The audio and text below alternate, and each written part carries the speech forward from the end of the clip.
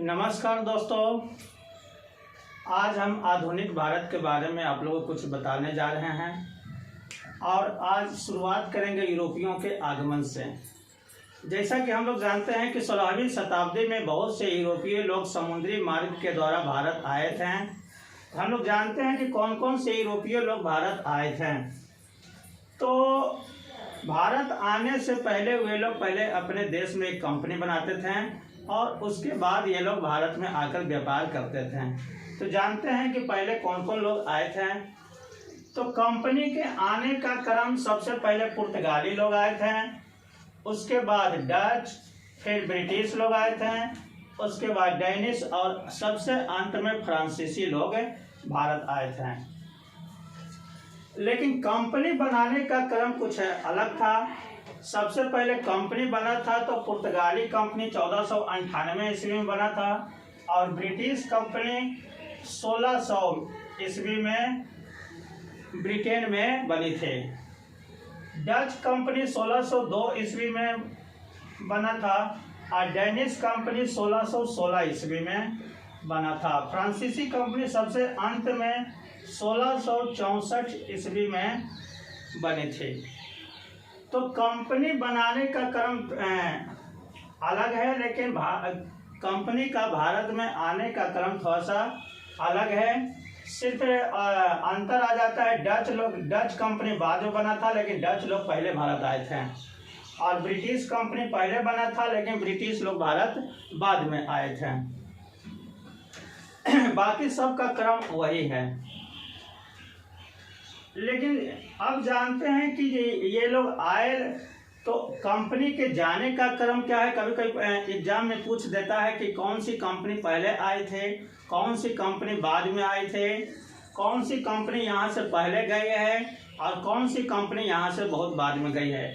तो एग्जाम में अनेक तरह से क्वेश्चन पूछे जाते हैं, तो सभी का क्रम हम लोग यहाँ जानेंगे।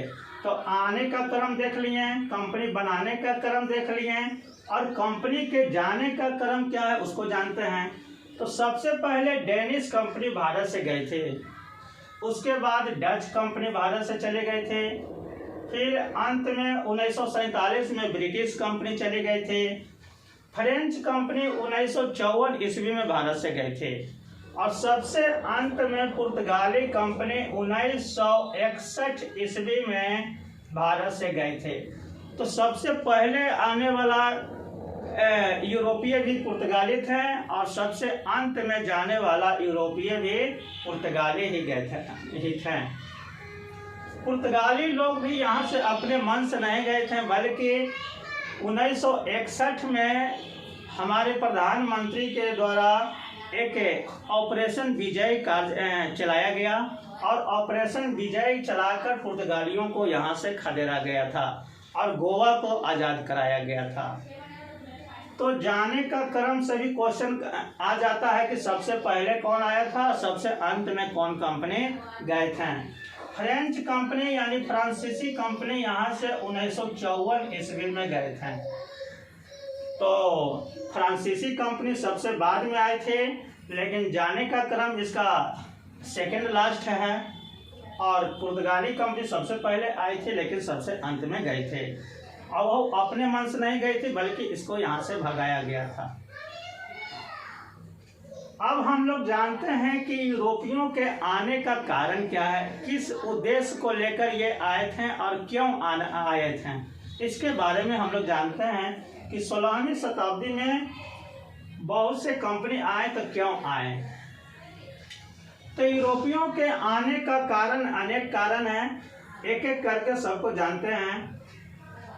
तो 1453 ईस्वी में पूर्वी रोमन साम्राज्य का पतन हो चुका था और उस पर ऑटोमन तुर्कों का आक्रमण हो गया था। ऑटोमन तुर्क पूर्वी रोमन साम्राज्य की राजधानी कुस्तुनतुनिया पर अधिकार कर लिया था और पूर्वी रोमन साम्राज्य का पतन हो जाता है। पूर्वी रोमन साम्राज्य को बैजेंटाइन साम्राज्य के नाम से भी जाना जाता था।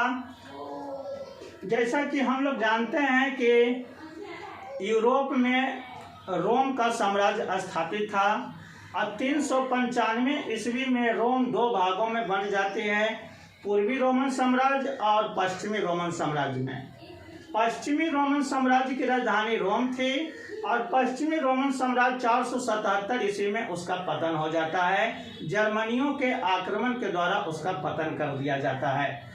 लेकिन पूर्वी रोमन साम्राज्य का शासन लंबे समय तक चला था और 1453 ईस्वी में ऑटोमन तुर्क के द्वारा इसका पतन किया गया था और पूर्वी रोमन साम्राज्य की राजधानी कुस्तुनतुनिया पर अधिकार कर लिया गया था।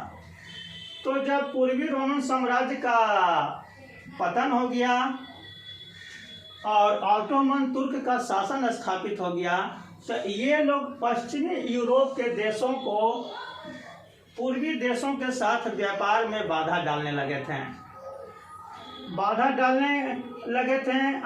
टैक्स की मात्रा ज़्यादा बढ़ा दिए गए थे। पश्चिमी यूरोप के देशों से ज़्यादा टैक्स लेने लगे थे। तो इसके कारण भी ये लोग अब अलग समुद्री मार्ग, अलग रास्ता की खोज में जुट गए थे। दूसरा कारण इनका आने का था कि अरब सागर में समुद्री लुटेरे बहुत से हो गए थे और यूरोपियों के जहाज ये लोग लूट लिया करते थे। इसके कारण भी ये लोग अलग मार्ग की खोज करने लगे थे। इनका तीसरा उद्देश्य था कि ईसाई धर्म का प्रचार करना। ये लोग पूर्वी देशों के साथ व्यापार करने आए थे। साथ में इनका एक उद्देश्य यह भी था कि पूर्वी देशों में ईसाई धर्म का प्रचार भी करेंगे। साथ ही चौथा कारण है कि पूर्वी देशों के व्यापार पर अरब व्यापारियों का एक अधिकार था। तो ये लोग पूर्वी अलग समुद्री मार्ग के द्वारा आकर अब पूर्वी देशों के व्यापार पर एकाधिकार जमाना चाहते थे और अरब व्यापारियों को यहाँ से बाहर निकालना चाहते थे। तो इन सभी उद्देश्यों को लेकर ये लोग भारत या पूर्वी देशों के साथ व्यापार करने के लिए अलग समुद्री मार्गों की खोज किए थे। साथ ही इनके शासकों के द्वारा प्रोत्साहन भी दिया गया कि आप लोग पूर्वी देशों के साथ व्यापार करें और उसके लिए जो भी हमसे मदद चाहिए हम मदद करेंगे। तो शासक भी प्रोत्साहित कर रहे थे और इसमें पुर्तगाली के शासक ज़्यादा अच्छा भूमिका निभाए थे।